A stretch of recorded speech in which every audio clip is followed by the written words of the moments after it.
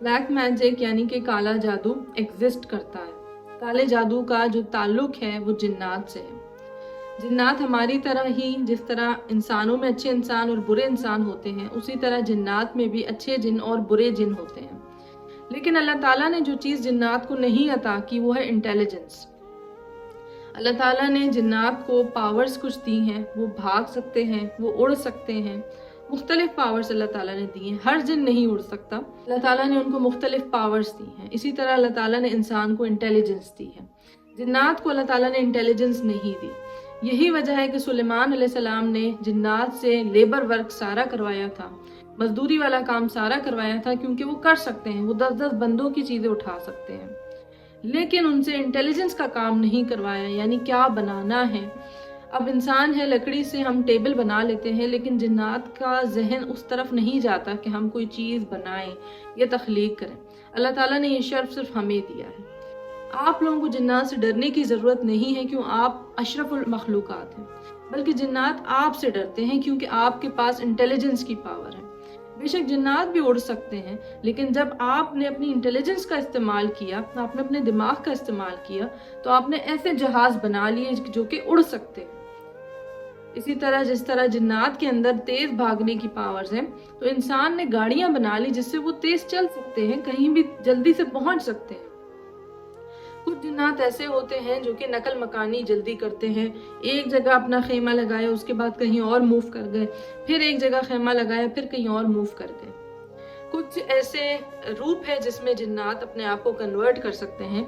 कहा जाता है कि काले कौवे के रूप में, सांप के रूप में और काले डॉग के रूप में अपने आप को वो कन्वर्ट कर सकते हैं। इसी वजह से कहते हैं कि अगर कभी सांप आपके पास आ जाए तो पहले आप उसको वार्निंग दे दें कि अगर तू जिन्नात है तो यहाँ से चला जा, अगर तू जिन में से है तो यहाँ से चला जा, मैं तुझे नहीं मारूंगा। अगर वो चला जाता है तो समझ जाएं कि वो जिन था जिसने अपने आप को स्नेक के रूप में बनाया हुआ था। सबसे पहली चीज़, जिन्नात से डरने की जरूरत नहीं है। दूसरी चीज़ ये याद रखें कि काले जादू का जो ताल्लुक है वो जिन से लिंक करता है, यानी कि जो बुरे जिन होते हैं वही इंसान की मदद करते हैं, और वो इंसान जो कि बुरे इंसान होते हैं वो काला जादू करवाते हैं। यही वजह है कि शरीयत में कहा गया है कि जो शख्स जादू करवाता है, इस तरह के काले जादू की एक्टिविटीज़ में होता है, उसकी एक ही सज़ा है, उसको कत्ल कर दिया जाए।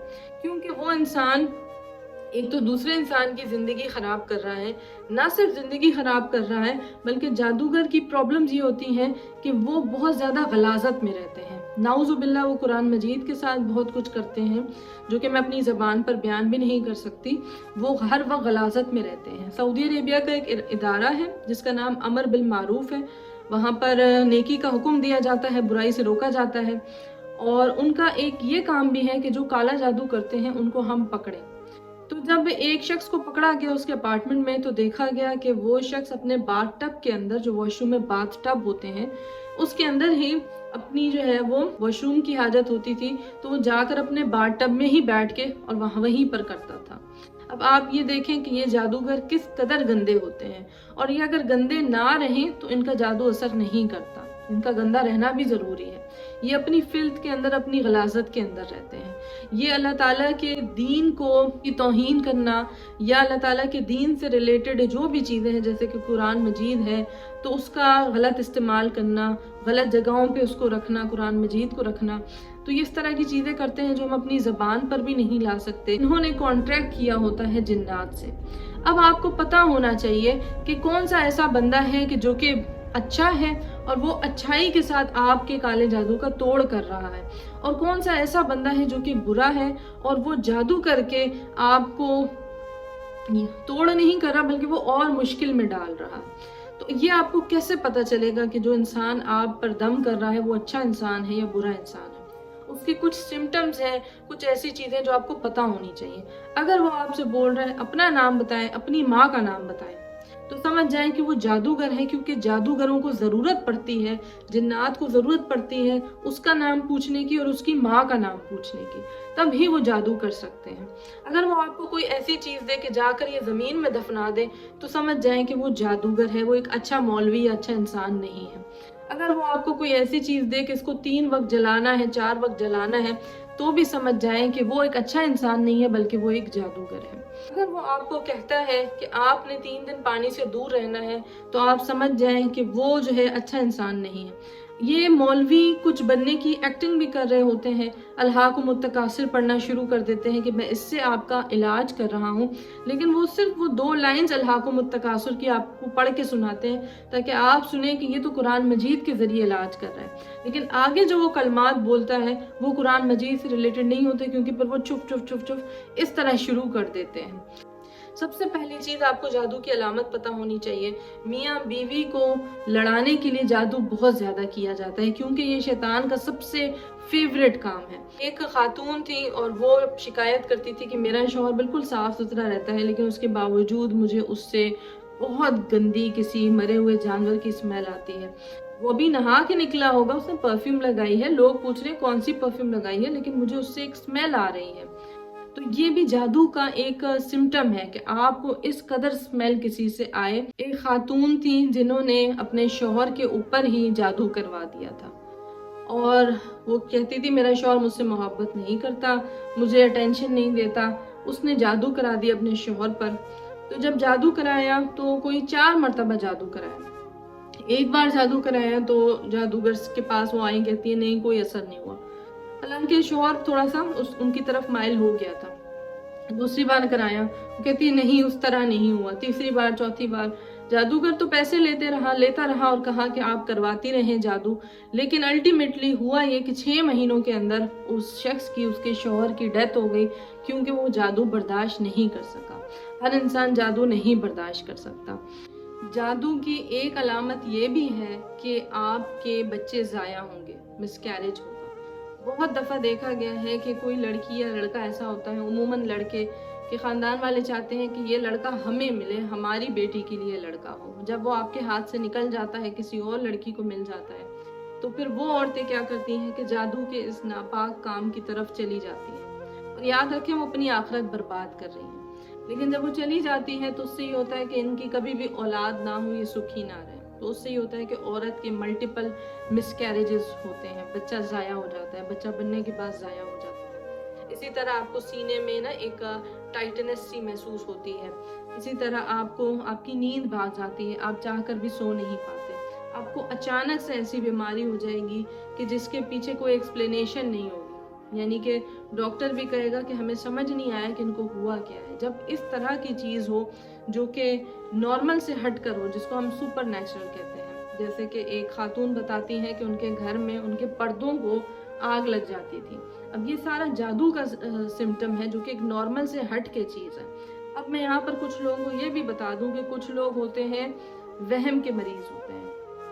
وہم آپ نے نہیں کرنا، آپ نے یہ نہیں سوچنا کہ ہمیں تو جادو ہو گیا ہماری زندگی پر، کیونکہ کچھ چیزیں ایسی ہوتی ہیں جو آپ کی تقدیر میں لکھی گئی ہیں، وہ آپ کی تقدیر کا حصہ ہے، اس کو آپ جادو نہیں بولیں گے کہ آپ یہ ویڈیو دیکھنے کے بعد وہم میں پڑ جائیں کہ ہم پہ بھی جادو ہوا ہے۔ جادو کا آپ کو پتہ چل جاتا ہے کہ سپر نیچرل چیزیں آپ کے ساتھ ہو رہی ہوتی ہیں۔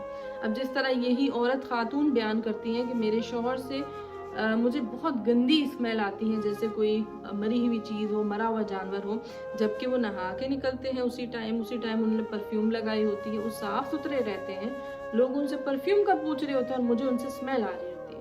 اب یہ چیز ایک سپر نیچرل چیز ہے کہ نارمل سے ہٹ کر ہے، تو ہمیں پتہ چل جاتا ہے کہ یہ جادو کی نشانی ہے، جادو کی علامت ہے۔ تو وہم میں آپ نے نہیں پڑنا۔ عورتوں کی بچہ دانی کمزور ہوتی ہے۔